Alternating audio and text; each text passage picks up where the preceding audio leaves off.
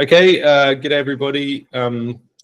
Today we're going to speak about financial models. Financial models are one of the backbones of building a good business. Often people think financial models are there just to report on things, but financial models are actually a really good tool for helping you to prepare and to strategize about where to come and where you're going, where you've come from and where you're going. Because without a good financial model, you're not able to anticipate costs and make sure that you're earning enough or you're raising enough money to build a sustainable business. So in terms of financial models, just making sure that we're all using the same terminology. When we talk about a business model, this is typically something like the business model canvas. It is primarily focused on helping you ask questions and understand things like your customer. How are you creating value for them? How are you engaging with them through channels? What's the relationship that you're having with them? Who are your partners, etc., etc. A revenue model is how are you generating an income from a product, and a financial model is, it's typically done in a spreadsheet, but there are lots of other online tools that can help you do it, and it's really to track, in your incoming revenue that's coming in, or your outgoing. So what are all the expenses that you've got? And like I said, helps you forecast for the future. This is something that a lot of entrepreneurs do not spend enough time on. And it is, as an investor, as an entrepreneur myself, this is one of the things that you have to get right. You make your life a lot harder for yourself if you don't take the time to build a really robust financial model. And investors and partners will rely on you to have done so. So it's, like I said, a financial model is designed to help you make decisions as well as to test various scenarios. So often you'll have a base case financial model, which has got a certain number of assumptions around. If we just perform at this particular level with these assumptions, this is what will happen. These are the projections, the cost, the income projections. You might have a best case scenario, like, if we are able to achieve this and that and win these customers and do this, like a really good scenario, this is the type of profitability we might have. And it might be, what's the worst case scenario? Well, and that might be modeled just like if costs are a bit more than you expect, if you only get the very basic customers that you think you're definitely going to win, then that's the base case scenario. And so, or worst case scenario, sorry. And so one of the things that you need to think about in a financial model is building out some of those scenarios as well. So just a couple of acronyms. I'm not going to go through all of these. All of this is in the LMS, so you can look at it in your own time. And we've added links to a lot of these slides for you to go and get some more information. But some of the key ones that people ask you about are things like, what's the cost of acquiring your customers? They say, what's the CAC, or your COGS, which is like, what's your cost of goods sold? Basically, how much does it cost for you to generate your product or service and to the point of you selling it? And so people will obviously want to make sure that the revenue is in excess of what it costs you to build and sell that product. CapEx, that's the amount of money that you spend on your capital goods. So things like, buying computers, buying buildings, or, big pits, big kit, infrastructure, or whatever it might be. Whereas operating expenditure, the main part of operating expenditure for startups is often your staff. And EBIT or EBITDA is your earnings before income, tax, and depreciation and amortization. So a bunch of stuff there. Like I said, not going to spend a lot of time on that, or in fact any more time on that. But these are important acronyms for you to get your head around, and they often are things like your customer acquisition costs, your COGS. The other one that's not on here is your annual recurring revenue or your monthly recurring revenue. These are really good like metrics for you to track all the time, and you'll find that investors and partners will often want to understand what they are, because that's how they really quickly get up to speed on the strength or otherwise of your business. So when you're doing financial modeling, there's a couple of ways that you often do it. You can do what's called a top-down approach, which is where you start with your end goal and then you kind of work back. And so you might say, well, I want to have made $1 million profit by year 3.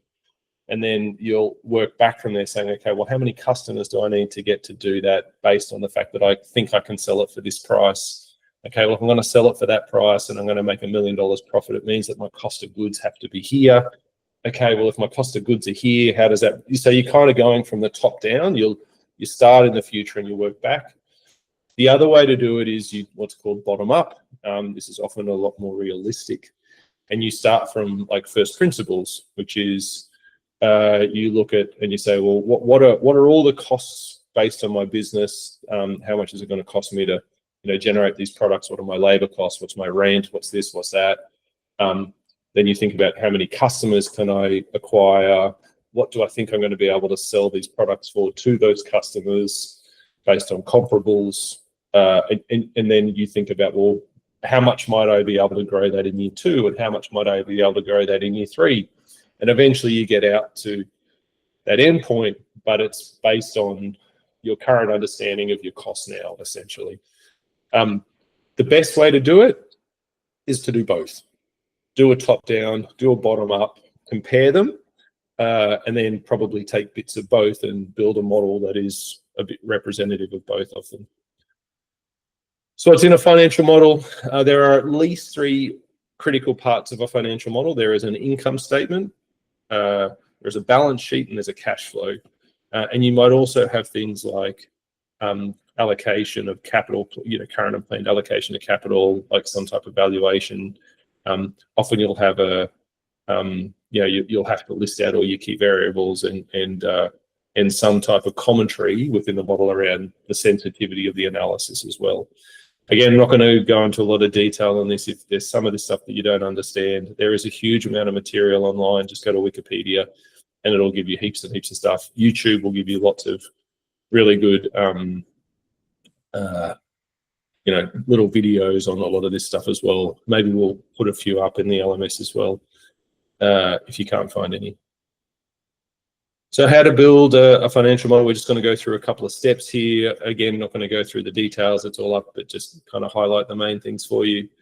Step 1, look at your variables, think about your assumptions. Financial models built in a spreadsheet should have all variables built into the first tab. So you'll often see, I look at financial models, there'll be lots and lots of tabs, and they'll be talking about cash flow, income statement, balance sheet, whatever. But the very first one is often, here are all our assumptions. And assumptions are around, how much market do we think we can get?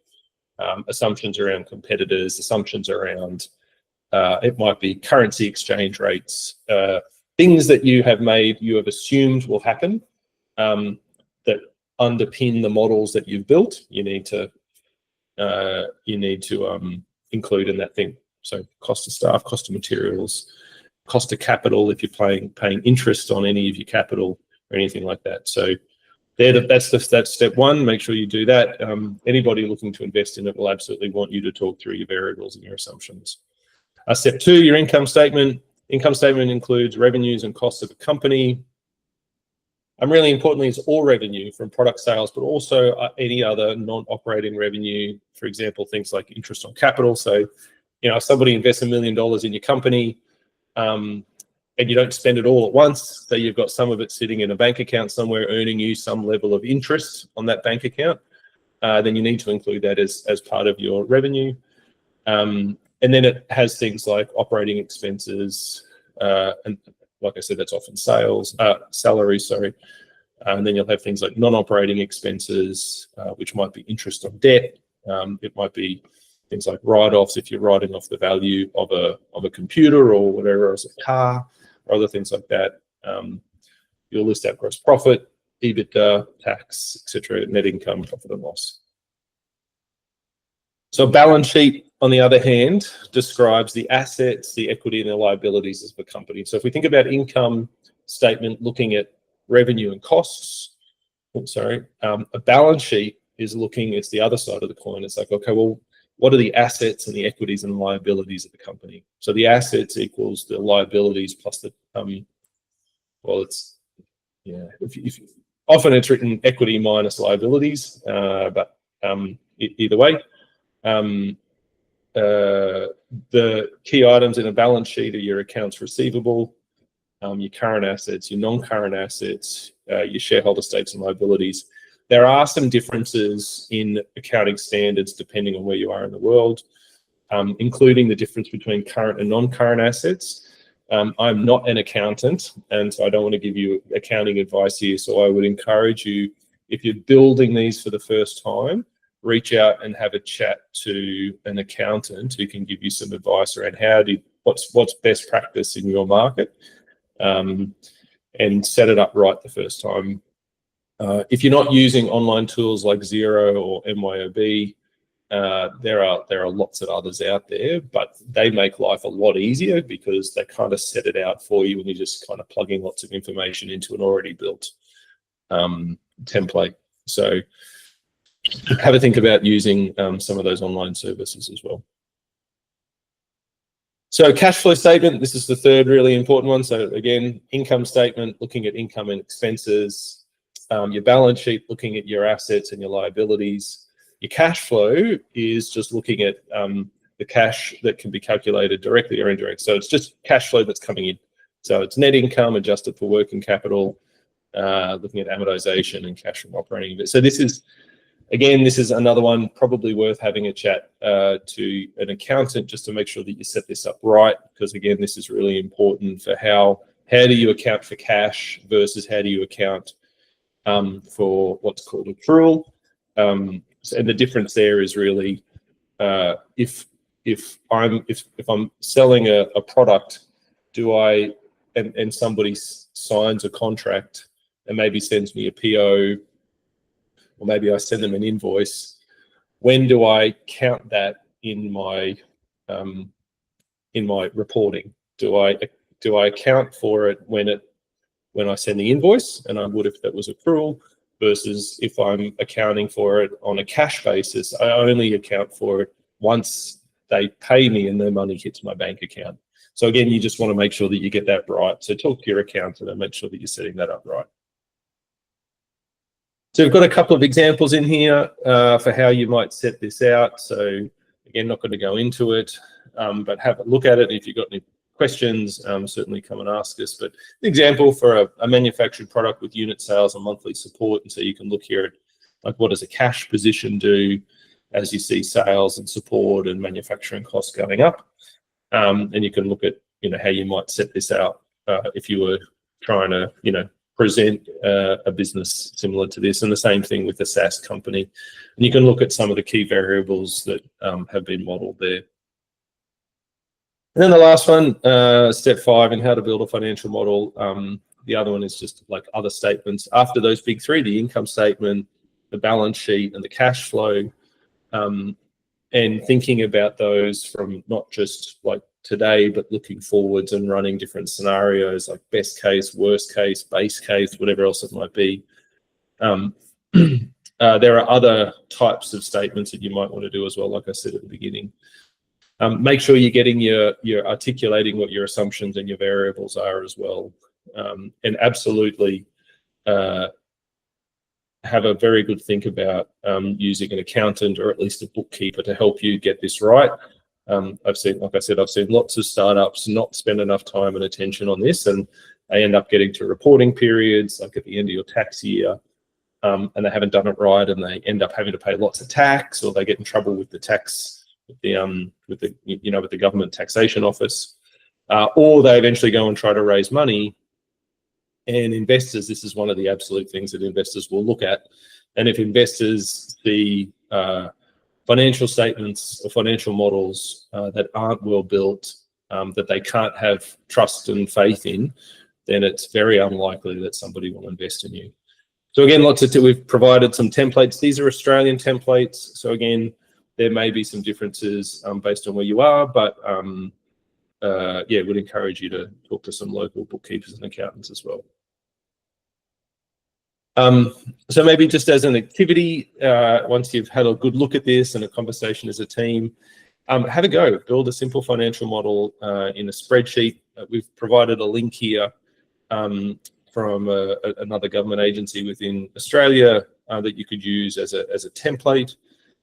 Try to divide up responsibilities for gathering information about potential as well as actual costs of operation. And then once you've done that, you've built some early versions, meet again as a team and talk about, your costs, what surprised you, have a think about some of your scenarios, make sure that you're challenging each other on your variables and your assumptions, and make sure that you've got all of those articulated. So not the most exciting topic, I know, but a very, very important topic, financial planning and financial modeling. So give it a go. Don't be afraid of it. And, go and talk to some experts if you've got any questions. Thanks very much.